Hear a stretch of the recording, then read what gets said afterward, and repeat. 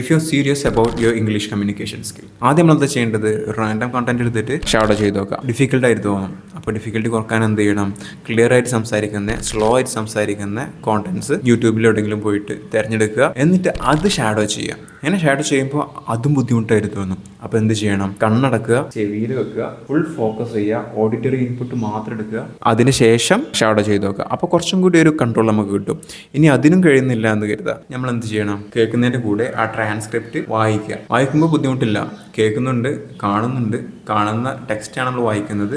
ഏകദേശം ഒരു 2 പ്രാവശ്യം റിപ്പീറ്റ് ചെയ്യുമ്പോൾ നമ്മൾ ആ ഒരു ഫ്ലോയിലായി മാറും. പിന്നെ വായിക്കാതെ അഗെയിൻ ചെവിയിൽ വെച്ചിട്ട് കണ്ണടച്ചിട്ട് ഫുള്ള് ഓഡിയോയിൽ ഫോക്കസ് ചെയ്തിട്ട് റിപ്പീറ്റ് ചെയ്യുക. അങ്ങനെ റിപ്പീറ്റ് ചെയ്തുകൊണ്ടിരുന്നാൽ നമ്മൾ ആ ട്രാക്കിലേക്കാണ് കയറും. ആ ഒരു ഫ്ലോ നമുക്ക് കിട്ടും. പിന്നെ എല്ലാം വളരെ എളുപ്പമാണ്.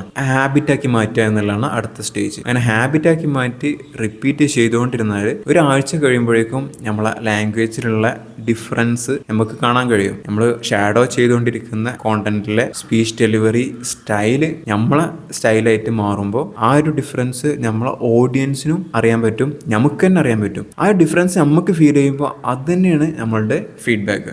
ആ ഒരു ഫീഡ്ബാക്ക് നമുക്ക് കിട്ടുമ്പോൾ, അതായത് നമ്മുടെ ലാംഗ്വേജ് ഇമ്പ്രൂവ് ആവുന്നുണ്ട് എന്നുള്ളൊരു അവയർനെസ് നമുക്ക് കിട്ടുമ്പോൾ സ്വാഭാവികമായിട്ടും നമ്മൾ പിന്നെയും ആ ഒരു പ്രോസസ്സ് റിപ്പീറ്റ് ചെയ്യാനുള്ള ചാൻസ് വളരെ കൂടുതലാണ്. പിന്നെയും അടുത്ത ആഴ്ചയും ചെയ്യുക, പിന്നെ അടുത്ത ആഴ്ചയും ചെയ്യുക. ആ ഒരു കോണ്ടന്റ്, സെയിം കോണ്ടന്റിനെ റിപ്പീറ്റ് ചെയ്യുക. എപ്പോഴാണോ അത് ഫ്ലുവൻ്റ് ആയിട്ട് സംസാരിക്കാൻ കഴിയുന്നത്, എപ്പോഴാണോ അത് ഫ്ലുവൻ്റ് ആയിട്ട് ഫോളോ ചെയ്യാൻ കഴിയുന്നത്, ആ ഒരു ടൈമിൽ നമുക്ക് ആ കോണ്ടന്റ് മാറ്റിയിട്ട് പുതിയ കോണ്ടന്റ് എടുക്കാം.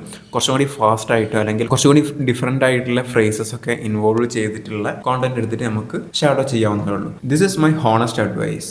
I have been doing this technique ever since I get my first job.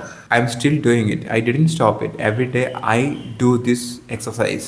And if you're serious about your English communication skill, and you can actually give it a try, and you can feel the difference, and you will be speaking fluently if you repeat enough and if you make it as a habit. All the best.